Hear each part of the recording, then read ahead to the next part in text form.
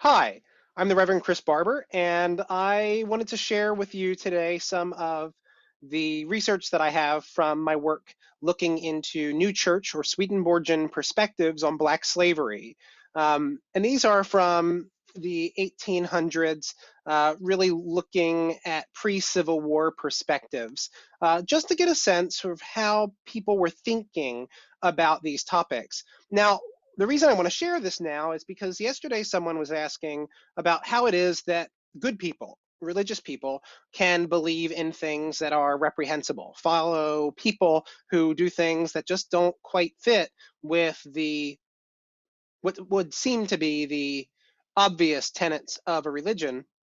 And it's a complex issue, but a good case study that we have is Black slavery in America.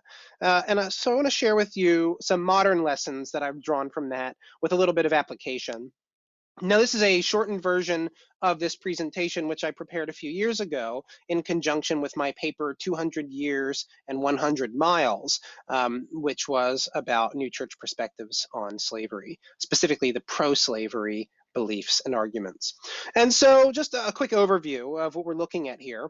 I want to show you some candid remarks, not the deep studies that were done at the time, not the big arguments that were looked at, but just some candid remarks that people had to say back in the 1850s about Black slavery and their perspectives on it. And then we're going to look at how they could actually think those things. How could people believe ideas that are so harmful? Then I want to get to something that's more universal, something that still applies to us today, and those would be universal tensions, social impact, and mechanisms for change. And lastly, just a conclusion and some lingering questions that I have. So this is a sampler of candid remarks from figures in the New Church slavery debates. So here we have on the screen a man by the name of William Henry Holcomb. Holcomb was a New Church person. He was a physician, a homeopath down in the South. He studied in Philadelphia, but he ended up living in the South and doing his work there. He managed slaves. Now, he didn't own the slaves that he was managing, but he was more like a mechanic, only he was a doctor and he was taking care of people, but the way he saw it, he was just keeping property up and running. And William Henry Holcomb wrote in favor of Black slavery, perhaps the most comprehensive pro-slavery doctrinal work in the history of the New Church. And here's what he had to say. He said, this is a candid remark, remember. I'm a great favorite with the free Negroes, and they show it by burdening me with professional responsibilities. They have all heard that my father liberated his Negroes and presume that I have inherited a mania for African emancipation, a very great error.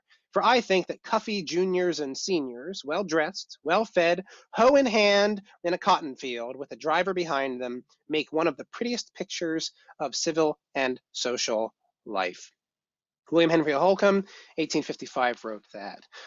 And this here, Cuffy Juniors and Seniors, is a reference to the leader of a slave revolt, and it's a way of denigrating these people. And this is the image that Holcomb believes is one of the prettiest pictures in civil life. Now we've got this guy, BWH, that's all we have. All we have are his initials, so I just put an anonymous mask on him, but perhaps that's not the most appropriate, but I did it, and there it is. But we don't know what his real name was, but we do have what he wrote. In 1852, he said, you, and he's talking to someone by the name of George Bush, we'll learn about him later, he said, you say slavery is an evil. I say it is a medicine. There is the difference between us, in a nutshell. So I put him just to the left of Holcomb here. He is not as strongly in favor of slavery as Holcomb seems to be. Holcomb wrote about pro-slavery issues, or wrote the pro-slavery perspective from a medical perspective. He wrote about it in terms of history and economics. He also wrote about it in terms of doctrine. And so, Holcomb just went all out trying to support this institution. BWH, who knows what his life was like, but from what we have written, he wasn't as extreme as Holcomb, but certainly was not in any sense of any word, in any way, against the institution. Now here's someone I've written about before on my Facebook page. Maybe you know about this man, James Glenn. Now he's famous in the church for bringing the doctrines to North America, but he also he owned slaves himself. He lost them because of poor management of them, but he was a slave owner himself. And he said this, he said, that slavery is not the will of the divine Father of mankind, every man must allow, but that it is a permission of the divine providence, no reasonable man can deny. It is permitted, like wars, like diseases, and various other evils on this earth, not only to prevent a much greater evil, but, if possible, to be the means of good. If Negroes, under the pretense of being Christians, are to become people, then all laws of civil life are at an end, and murders, conflagrations, and desolations march forth in infernal triumph here, and bankruptcies among the creditors in Britain. So you've got Holcomb, and Holcomb on the far side, who seems to believe in his writing that it is a good thing, not just a permission, but a good thing. And then we've got BWH, who also agrees. He says it's a medicine. But then we get Glenn, who is a little more left on this image that you're about to see of these folks. James Glenn believes that it is not actually good, but he says it's to be permitted for reasons economic, for reasons social. That's why it should be allowed and not ended, at least not without addressing those economic issues and other issues. Then we get a man by the name of Chauncey Giles. He was a minister in Philadelphia, and Giles had correspondence with William Henry Holcomb. And in his correspondence with Holcomb, he said this: I think I agree with you, Holcomb, in many things concerning the Negro nature and the bad effects of abolitionism. I have never been an anti-slavery man, but long ago came to conclusions somewhat similar to your opinions concerning the essential nature of the African race and its future in the scale of humanity. Now, Chauncey's interesting because we find later on that he changed his tune. In 1863, so 61, he said this to Holcomb. Just 2 years later, he said, I do not know of any better use to which a man can devote himself than to destroy the rebels or help the oppressed blacks. So Holcomb, far right, had correspondence with Chauncey Giles, and 2 years later, we find that Giles had sort of shifted his perspective to being against. And it's interesting because Holcomb was very much in favor of black slavery. And so Giles, when he is saying, I think I agree with you on these things, he's aligning himself with the farthest right. But then he changes his mind and says there's no better use to which a person can devote themselves than to destroy the rebels or help the oppressed blacks. So people change their minds and change their opinions. In fact, Holcomb, if you read my paper, you'll find that Holcomb, actually, when he was younger, used to be of a mind like his parents. He was against slavery, then he was in favor of it, and then in his later years, he declared that he had a change of heart and was against it again. Now we start to bump into people who are against slavery so much that they write about it, that they campaign against it, that they really try to change minds and hearts. So here we've got de Charmes, who is connected with the early academy movement. We find him saying this: in our view, the making any man a slave must needs debase his whole nature, the nature of his body as well as of his soul, and the inborn slavish pravities of even his physical frame must always tend to stoop his higher nature. Hence, the very initiative of an African's manumission is to cause him to be born free. So de Charmes holds that slavery defiles a person. Being engaged in the institution, owning slaves, and the only way for the slaver to free their spirit from this wickedness is to free slaves. Now, de Charmes is not the most outspoken, not the person who speaks the strongest on the matter of anti-slavery, on abolition and the manumission of slaves. We have someone else, and this is someone we heard of before when BWH, you see here on the right, BWH, when he was writing, BWH wrote to Bush telling him that he thought slavery was a medicine That was in response to the things that Bush had to say about slavery.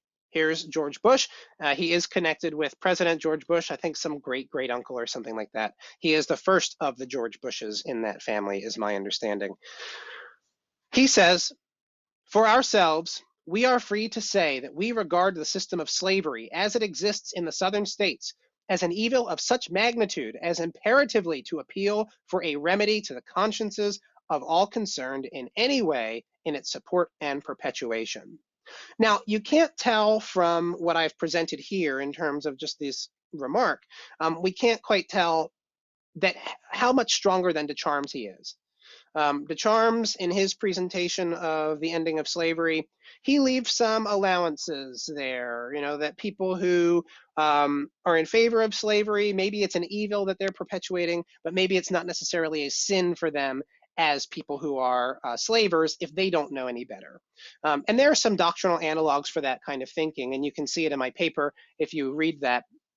But Bush says DeCharms wasn't strong enough against slavery, and so Bush penned his documents and his exploration of the subject. But then we have these folks. These are the ultra reformers.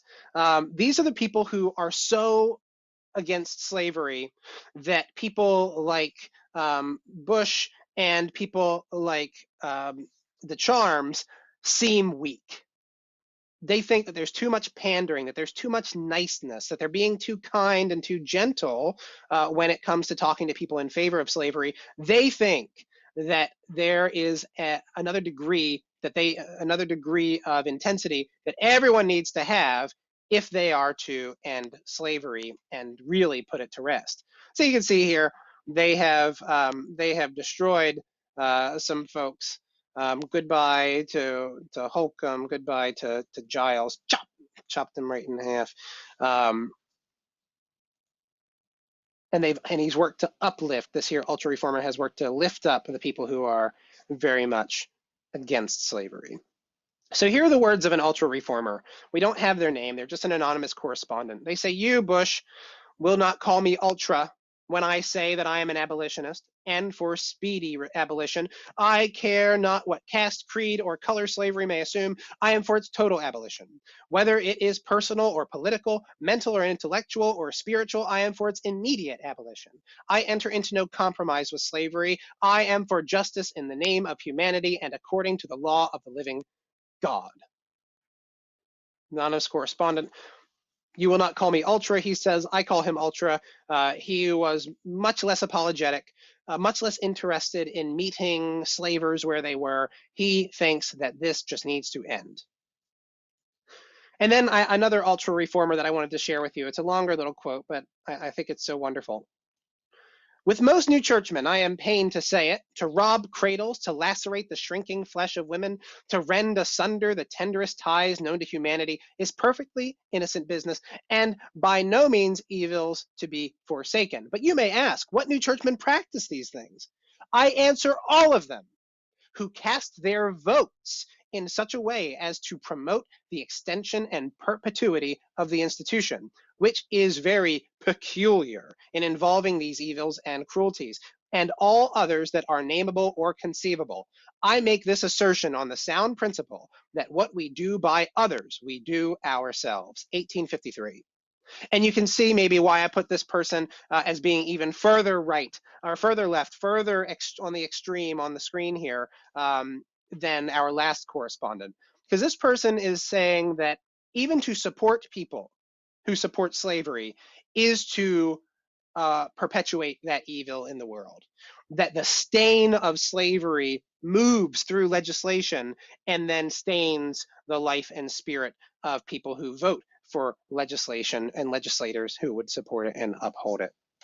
So looking across the board here, we find that in the new church, people who were Swedenborgian, people who believed in the doctrines of the new church, who were Christian in that way through that lens, were all across the board. And this is just a sampling of people across the board. What surprises me is that people can land in pro-slavery perspectives when reading a doctrine that is so in favor of freedom, that makes freedom a central tenet of what it has to offer. And still, it is the case. Sometimes we find that people believe things that aren't quite in alignment with what they read or say they believe. We'll come back to that. So these are the kinds of arguments that people used on both sides. People who were in favor of slavery, people who were against slavery, people who were divided, the folks who were ultra, they all sort of lean on these kinds of arguments.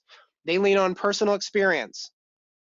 They lean on historical precedent. They lean on political theory and economics. They lean on medical examinations and bring out evidence from that. They talk about metaphysics, just sort of how the universe works and how the universe ought to work. And if we deviate from that or attempt to deviate from that, there will be issues. Then we look at divine permission. What does the Lord allow, even if he doesn't love it or want it? And then we talk about divine will. This is God's will. This is what God wants. When it comes to slavery, there are issues on both sides in each of these kinds of arguments. People who argue that slavery is God's will. People who argue that ending slavery is God's will. People who argue from personal experience that slavery is a good thing for the world, and people who argue from personal experience that it is the most horrific of things in the world, and so on. I want to share with you some examples, and these are summaries. What I'm about to show you are summaries of the arguments that people make. You've got pro-slavery arguments, middle-of-the-road arguments, and anti-slavery arguments. So let's take a look. And remember, these are summaries. These are summaries of the kinds of arguments that I encountered in my research. Somebody offers, I treat my slaves well, so slavery isn't automatically bad. The Africans didn't take good enough care of their land in Africa, and that's why they're being punished now through the agency of white New World masters. So there's a metaphysical thing, a karmic sort of image, maybe even a divine will sort of image. Black people, this is a medical one, black people are created different from white people. They're more feeble-minded, and they need, nay, they crave the harsh treatment they receive at the hands of their masters. Here's another one. All of humanity represents one individual. The white people represent the rational spiritual, while the black people represent the sensual corporeal. Just as an individual needs to master their sensual corporeal by means of their rationality, the blacks must be subservient to the whites. There's this idea that we as people need to tame our flesh with our minds, with our spirits, make it so that we're not living only according to natural things. And in their perspective, white European folks are intellectually superior, rationally superior. Their society is much more civilized in their eyes. It's an example, it's proof to them that they are better, higher up on the, higher up, if it's a body, they are the brains of it, maybe even the spirit of it, the rationality of it. And because the Africans live much closer to the ground in their eyes, they are actually just the body that needs to be tamed. Lastly, is the bad outcomes that we see are the results of bad people, not a bad institution. Slavery is not bad. Just there are some people who own slaves who are bad. It's not the institution. There are good people in there. And then we find the middle of the road arguments, the ones where they just sort of, maybe they're in the middle, or they're sort of, they can't quite decide one or the other, or they change their minds over time. Somebody offers, this isn't a matter of doctrine, so let's keep it out of the church. So some people think, don't let the church talk about this issue. This isn't a matter of doctrine. The doctrines don't talk about black slavery. Let's keep it out of the church. Let the world figure it out. Here's another one who says, this will breed bad blood between the members of our church, so let's not discuss it. If we talk about this issue, which was at the time a current events issue, if we talk about it, it's going to divide us. It's going to cause bad feeling between us. Let's just leave it out of church discussions.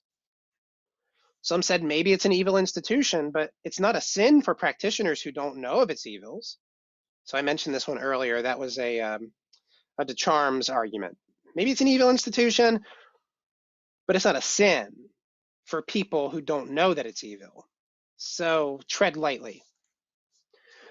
There's room for disagreement on this, so let's not land too hard on one side of the argument.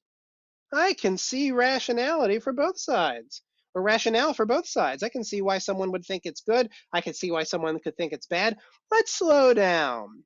We need more time to reflect and discuss. Now, the last ones I want to share with you are the anti-slavery arguments. people who were against slavery, and this is how they talked about it, some summaries. It's patently evil. It's obvious. There's no way that you can look at this institution and say anything good comes out of it. It runs contrary to new church concepts of freedom. If you're enslaved, you're not free. The doctrines say that freedom is important, that it's protected by the Lord. We are getting in the way of that. Some say it's the product of human greed and love of self. We as individuals need to deal with greed, love of self, dominion. And if we as individuals need to deal with that, we as a collective society need to deal with that. And this has got to go. It runs contrary to the teaching that we ought to love our neighbor as ourselves. Would we want to be in that place of being enslaved? If not, then we can't enslave. Slavery is cruel, and it cannot be the outcome of the union of faith and charity. It's this idea that good religious living should come from the union of faith and charity. Doing the Lord's commands, living as the Lord dictates, should lead to good outcomes. But this is cruel. This is harsh. This is harmful. This is hateful. This can't be the outcome of the union of faith and charity, therefore it's got to go. Another one is it sunders families and harms marriage, the most sacred union from the Lord. Slavery separated families all the time. Sometimes it was done by slavers to punish the slaves, separate families as punishment. Sometimes it was just done for economic reasons. If it separates marriages and families, it certainly can't be in favor of or from the Lord. And then we get the ultra folks, the people who are very much against it, the ultra reformers. They made all these same arguments, only without much room for disagreement, without any time for people who would be saying, let's go slower, let's make sure we're not losing anybody as we go. They were in favor of these teachings and then some. So how could they think that? You know, this gets to the big question of today. How could they think that? The doctrines for the new church tell us of this thing called persuasions. This is from the Arcana Celestia number 794. Persuasions immensely increase when people mingle truths with cupidities or lusts of the things they want of the world, or make them favor the loves of self and of the world. For then in 1,000 ways they pervert them and force them into agreement. And so a good example of this would be, there was an argument that somebody made in favor of slavery, saying the golden rule dictates it. What? The golden rule dictates it? How? How can you say that, you know, the golden rule, how can you say that the golden rule would say to enslave? Well, they said, well, because if we were black, we would ask to be enslaved because that's our nature. It's uncharitable to free them, is the perspective that some folks offered. Taking a truth and bending it really so much so that you don't even recognize it anymore, so that it agrees with their perspective. Another teaching from the Works for the New Church, Divine Providence 3:18, that there is nothing that we cannot rationalize, and we can rationalize falsity more easily than truth. Is there anything that we cannot justify? So there are all sorts of things that we can rationalize. We can make excuses, we can make up rationale, we can make up reasons for anything. Is there anything that we can't justify? And Swedenborg, the doctrines talk about this in terms of God. So especially when atheists can prove that God is not the creator of the universe, but that nature is her own creatress, that religion is nothing but chains for simple people and commoners, that we are animals and die the way they do. And especially when they can prove that there is nothing wrong with adultery or the surreptitious theft or fraud and deceptive plots, and that shrewdness is intelligence and malice is wisdom. We all justify our own heresies. So this idea that we can rationalize anything, give us enough time and enough desire. We can take things that are false and make them seem true. We can justify our own heresies if we really want to. And so that shrewdness is intelligence. You know, I got mine, I got by, I knew how to use the system against itself. I knew how to maintain what I owned, and that was the smart thing to do, even when the ownership was not a just ownership. And that's a lot of what's happening behind the slavery. Is even though they shouldn't own these people, folks would use all sorts of rationale to make it seem like it's okay. So it's really hard. Are there not, and this is here a continuation of the same passage, are there not volumes full of proofs of the two primary heresies in Christendom? Make up 10 heresies, as obscure as you like. Ask clever people to prove them. They will prove them all. If you then look at them solely on the basis of their proofs, will you not be seeing false things as true? Given the fact that anything false may shine in our earthly self because of its superficialities and illusions, while truth shines only in our spiritual self, we can see that what is false is easier to prove than what is true. You ever hear the saying, fact is stranger than fiction? I feel like in this 2020 world, like who would believe a film? Who'd believe a film based on 2020? Or who would believe a film where all of these events were happening if they didn't happen in real life? Someone looking at sort of the outline of this proposal for a film would be like, there's too much disaster. No one's going to believe it. We don't have that kind of suspension of disbelief. But when it really comes down to it, it is possible to prove all sorts of things, that aren't true. People are able to manipulate and confuse and make it look like things are one way when they're really another if they are interested enough in swindling. And that's how it is that people can believe in this stuff from their perspective of doing the right thing. You know, they think they're doing the right thing. They think they're following the Lord. They think they're doing what the church teaches. Eventually, they can convince themselves that, yeah, this is the right way. Now, that's not the only place of disagreement, which I think is really interesting. There's disagreement between people who are against slavery and people who are in favor of it. And there's disagreement within people who are against slavery. So you get your ultra reformers, and then you get your people who are more moderate in their being against it. And then they can clash with each other. So the question is, you see here an underlying tension of social impact and the mechanism for change. So social impact, is it a social evil or is it a social good? So people who believe that slavery is good are pro-slavery. They would be on the right here. People who believe that slavery is bad are on the left. They hold that it's a social evil. Then you have to ask, okay, what do you do about it? So that would be associated action or individual conscience. So associated action is, how do we deal with it? Do we deal with it as a collective? Yes, we need to make a law to outlaw it, or a law to defend it and preserve it. Or does it have to change from within? For example, in an election, people appeal to individual conscience. That's the way to have a legitimate election in a democratic environment, is people have to be swayed within themselves in order to cast their vote for a certain law or a certain person. If there's associated action that leads to a vote, that's a corrupted vote.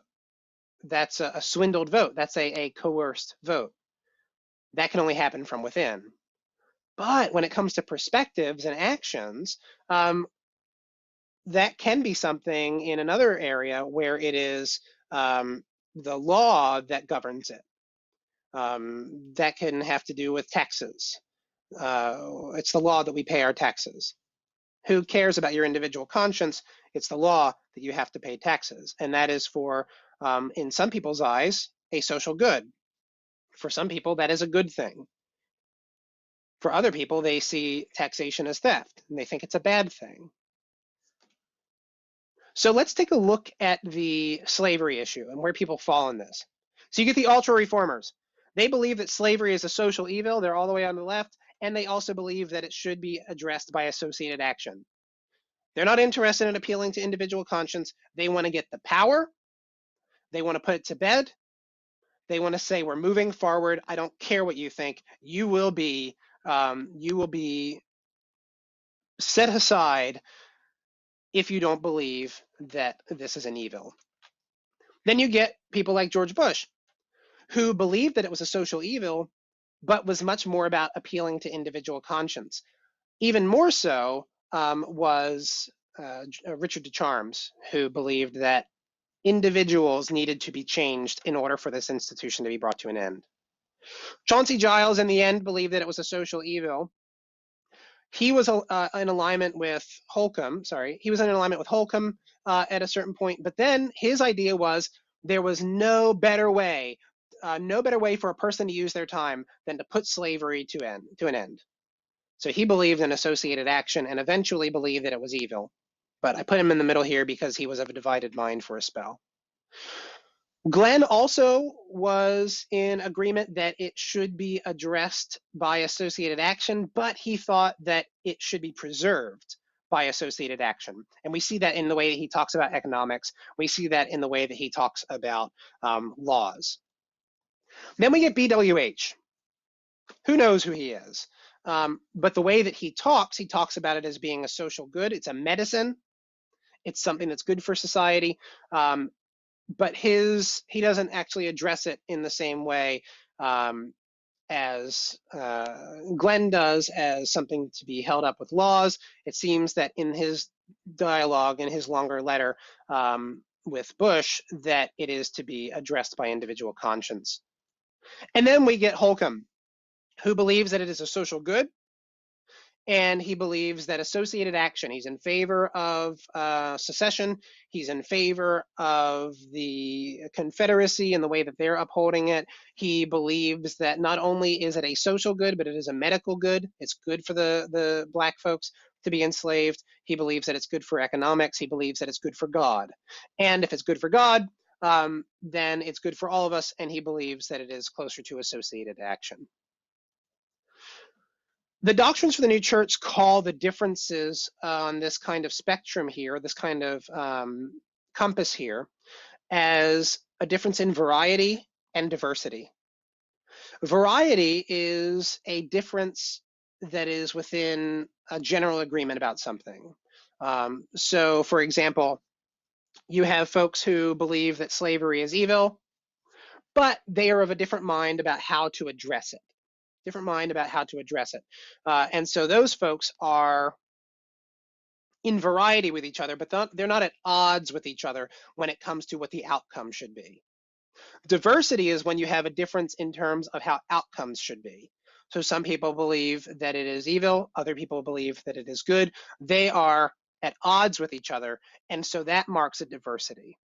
And I think that's an interesting concept, and it can help us to understand how people within political parties can seem like at times they're on opposite sides, or people who believe that something should be done about an issue fight with each other because they can't quite agree on how to get there.